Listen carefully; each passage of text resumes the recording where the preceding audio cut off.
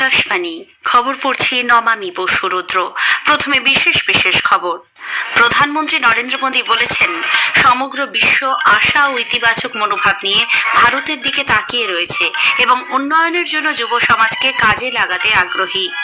প্রবীণ BJP নেতা স্বরাষ্ট্রমন্ত্রী অমিত শাহ তামিলনাড়ুতে আসন্ন বিধানসভা নির্বাচনে জয় সুনিশ্চিত করার জন্য দলীয় নেতাকর্মীদের প্রতি আহ্বান জানিয়েছেন।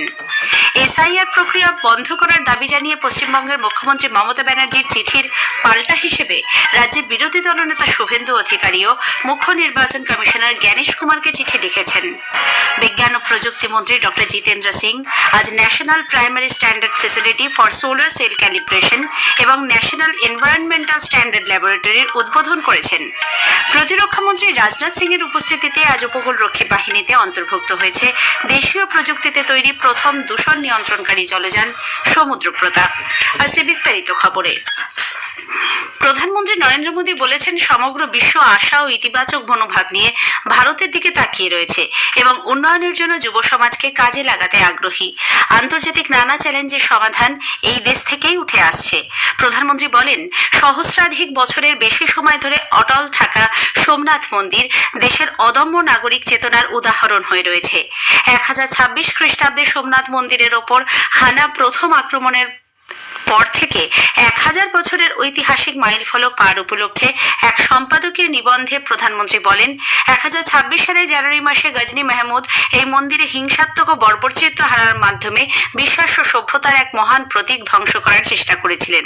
1000 বছর পরেও মন্দিরটিকে এখনো আগের মতোই মহিমান্বিত করে তোলার জন্য বহু চেষ্টা ও সংকল্প করা হয়েছে। পরে প্রধানমন্ত্রী একটি অডিও বার্তাও শেয়ার করেন। सोमनाथ हमें यह बताता है कि घृणा और कट्टरता में विनाश की विकृत ताकत हो सकती है, लेकिन आस्था में सृजन की शक्ति होती है। करोड़ों श्रद्धालुओं के लिए सोमनाथ आज भी आशा का अनंत नाद है। यह विश्वास का वह स्वर है जो टूटने के बाद भी उठने की प्रेरणा देता है। अगर 1000 साल पहले खंडित हुआ सोमनाथ मंदिर अपने पूरे वैभव के साथ फिर से खड़ा हो सकता है, तो हम 1000 साल पहले का समृद्ध भारत भी बना सकते हैं। প্রধানমন্ত্রী মোদী আগামী রবিবার গুজরাটের সোমনাথ মন্দির যাবেন। প্রবীণ বিজেপি নেতা স্বরাষ্ট্রমন্ত্রী অমিত শাহ তামিলনাড়ুতে আসন্ন বিধানসভা নির্বাচনে জয় সুনিশ্চিত করার জন্য দলীয় নেতাকর্মীদের প্রতি আহ্বান জানিয়েছেন। তিরুচিতে আজ এক রুদ্ধদ্বার বৈঠকে শ্রী শাহ শাসক ডিএমকের ব্যর্থতাকে জনসাধারণের সামনে তুলে ধরার ওপর জোর দেন।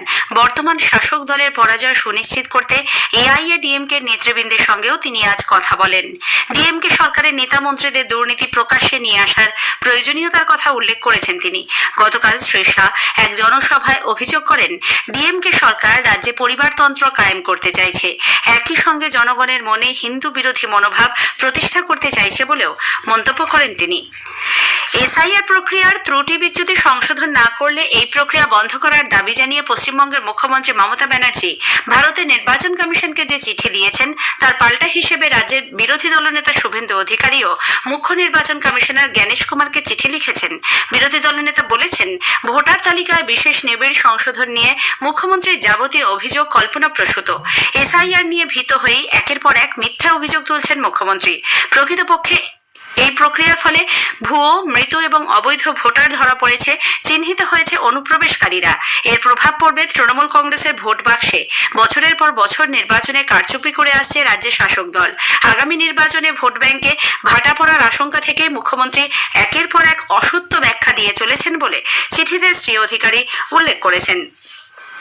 এসআইআর প্রক্রিয়ার প্রস্তুতির অভাব নিয়ে মুখ্যমন্ত্রীর অভিযোগের প্রেক্ষিতে তিনি বলেন, গোটা দেশে আলোচনা এবং প্রশিক্ষণের পরেই এই প্রক্রিয়া চালু হয়েছে। রাজ্যের 50,000 বিএলও এবং ইআরওকে যথাযথ প্রশিক্ষণ দেওয়া হয়েছে। পশ্চিমবঙ্গের রাজ্যপাল সিভি আনন্দ বোসের উদ্যোগে জাতীয় স্তোত্র বন্দে মাতরমের সার্ধ শতবর্ষ পূর্তি উপলক্ষে দুদিনের কর্মসূচির আজ সূচনা হয়েছে। কলকাতায় জোড়াসাঁকো ঠাকুরবাড়িতে রাজ্যপাল অখণ্ড জ্যোতি প্রজ্বলন করেন। বিকেলে ভারতীয় জাদুঘর থেকে ভিক্টোরিয়া মেমোরিয়াল পর্যন্ত এক বর্ণাঢ্য পদযাত্রার আয়োজন করা হয়।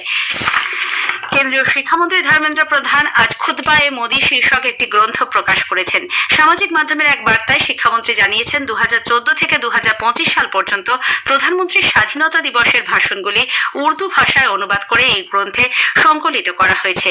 এই বক্তৃতাগুলি প্রধানমন্ত্রীর সবকা সাথ সবকা বিকাশ ও সবকা প্রয়াস ভাবনার প্রতিফলন।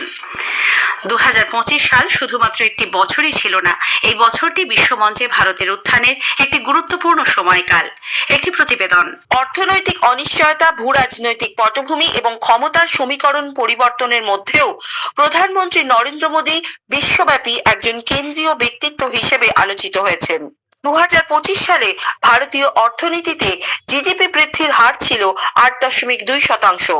এবছরই সন্ত্রাসের বিরুদ্ধে অপারেশন সিন্দুর ছিল এক অন্যতম গুরুত্বপূর্ণ পদক্ষেপ। সারা বিশ্বের মানুষের প্রধানমন্ত্রী নরেন্দ্র মোদী এবং ভারতীয়দের প্রতি দৃষ্টিভঙ্গির এক গুরুত্বপূর্ণ পরিবর্তন হয়েছে বলে মনে করেন বিশিষ্ট আইনজীবী দেবজিৎ সরকার।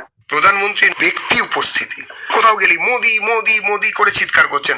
ইন্ডিয়ান ডায়াসপোরা, ভারতের যারা লোকজন সেখানে আছেন তারা তো নয় করছেন, ঠিক আছে, কিন্তু অন্য দেশের লোকেরা যখন ভারতবাসীকে এই সম্মান দিচ্ছে, এই সম্মান কিন্তু বিদেশে মাটিতে ভারতীয়রা পেয়ে আসছেন। এটা একটা অসাধারণ উন্নতি এবং পরিবর্তন।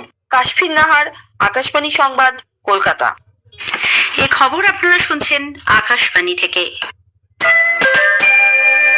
বিজ্ঞান ও প্রযুক্তি মন্ত্রী ডক্টর জিতেন্দ্র সিং আজ নতুন দিল্লির council of scientific and industrial research, national physical laboratory CSIR NPL a national primary standard facility for solar cell calibration এবং ন্যাশনাল এনভায়রনমেন্টাল স্ট্যান্ডার্ড ল্যাবরেটরির উদ্বোধন করেন। CSIR NPL এর 80তম প্রতিষ্ঠা দিবস উপলক্ষে আয়োজিত এই অনুষ্ঠানে ডক্টর সিং বলেন, সৌর ব্যাটারি ক্যালিব্রেশনের মানদণ্ড স্থির করার ক্ষেত্রে আমেরিকা, জার্মানি, চীন ও জাপানের পরই পঞ্চম দেশ হিসেবে উঠে এসেছে ভারত।